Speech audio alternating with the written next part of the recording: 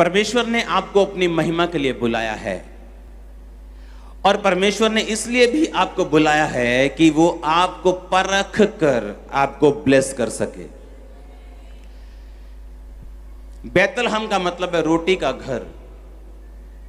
और बाइबल कहती है एलीमेलेक ने जब देखा कि मेरे पास रोटी नहीं क्योंकि अकाल पड़ चुका है, वो मोआब देश में रहने के लिए गया। मोआब देश नीचा है और बैतलहम ऊंचाई पे है। बैतलहम का मतलब है रोटी का घर, और मोआब यानी कि एक ऐसी जाति जो व्यभिचार से पैदा हुई थी। एलीमेलेक ने यह नहीं देखा कि परमेश्वर के घर में अगर अकाल है, अगर परमेश्वर के घर में जिसका नाम ही रोटी का घर है, मुझे रोटी की कमी है, तो भी मुझे पाप की ओर नहीं जाना, मोआब जाति की ओर नहीं जाना जो व्यभिचार से पैदा हुआ है और जिससे परमेश्वर नफरत करता है। लेकिन बाइबल कहती वो आत्मिक नॉनसेंस व्यक्ति था। उसके बच्चों के नाम से मालूम होता है, एक का नाम किलियोन था, दूसरे का नाम महलोन था। एक का नाम है कमजोरी, दूसरे का नाम है बीमारी। एक के नाम का मतलब है कमजोरी, दूसरे के नाम का मतलब क्या है? बीमारी। ऐसा नाम अपने बच्चों का वही रख सकता है जो आत्मिक रूप से बीमार हो और नॉनसेंस व्यक्ति हो। कुछ लोग आत्मा में नॉनसेंस होते हैं, उन्हें लगता है कि ये सब बातों का कोई मतलब नहीं, मैं कोई भी नाम रख दूं, नाम से क्या ले देना, हम कमाएंगे तो खाएंगे, नाम क्या दे देगा। लेकिन वो गलत फहमी में है। नाम का मतलब आपकी लाइफ की डेस्टिनी है। नाम का मतलब उस नाम का पूरा महत्व आपकी लाइफ में रहता है। हालेलुया।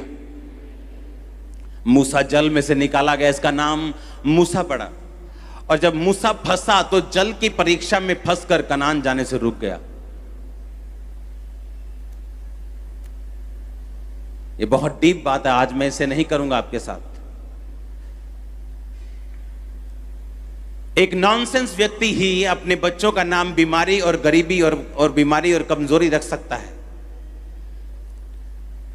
वो नॉनसेंस था, इसीलिए परमेश्वर के घर को छोड़ के पाप की ओर चला गया ताकि वो रोटी को कमा सके, अपने परिवार को जिंदा रख सके।